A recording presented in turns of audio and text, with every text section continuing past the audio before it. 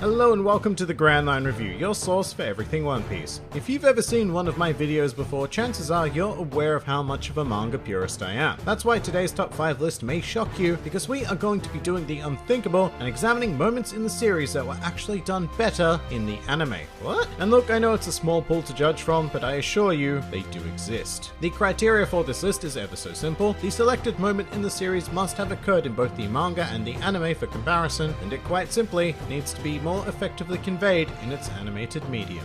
Easy as. So with that out of the way, let's begin. Welcome to the top 5 times the anime outperformed the manga. Number 5. Underworld Emperors, the musical.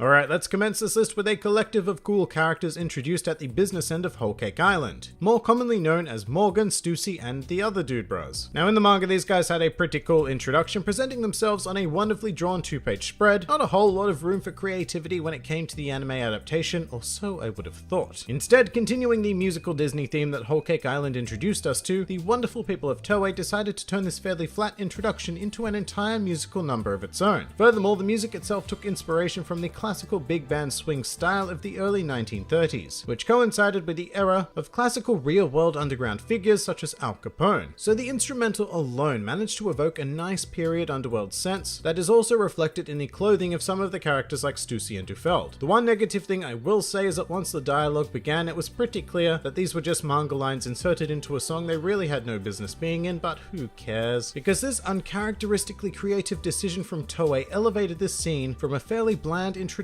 into a highly memorable and for the most part wonderfully animated scene that certainly outdoes its manga counterpart. Number 4. Saint Charlos. Alright, this particular scene pops up a lot in relation to my top 5 lists, whether it be best punches or the most hated characters, but for good reason. It is a fantastically constructed moment in the series that stands out for a wide array of reasons, but in this particular case, the anime absolutely outdid itself. Arguably the greatest advantage the anime medium has over its manga counterpart is sound. Manga does its best to insert sound effects, and they do work quite well, but they do not compare to a well-crafted soundtrack. This scene works so damn well because of the journey the music takes us on. From the somber isolated moment with Hachi to the epic slow walk of Luffy towards Charlos, the anime soundtrack deserves almost 100% of the credit for pumping us up for the inevitable punch. And it didn't stop there, because in another bold move from Toei for the actual impact of the punch, they decided to remove all color, creating a very basic bright and stark environment, which when juxtaposed against the detailed dark and dingy auction house created maximum impact for Luffy's strike and resulted in one of the most memorable scenes in the history of the series. Number 3.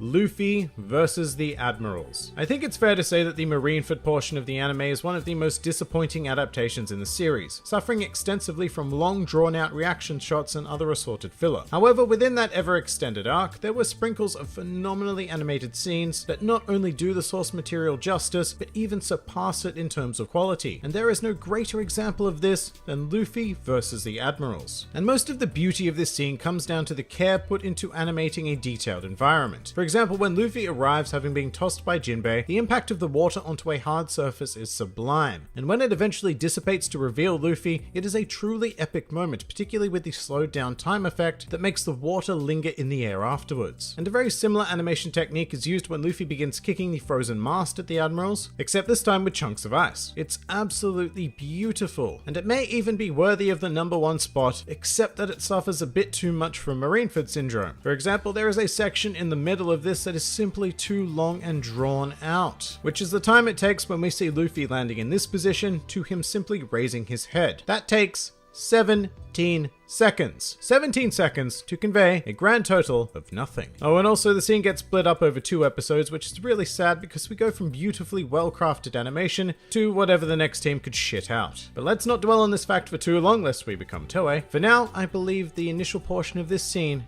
absolutely outdoes its manga counterpart. Number 2. Gear Second.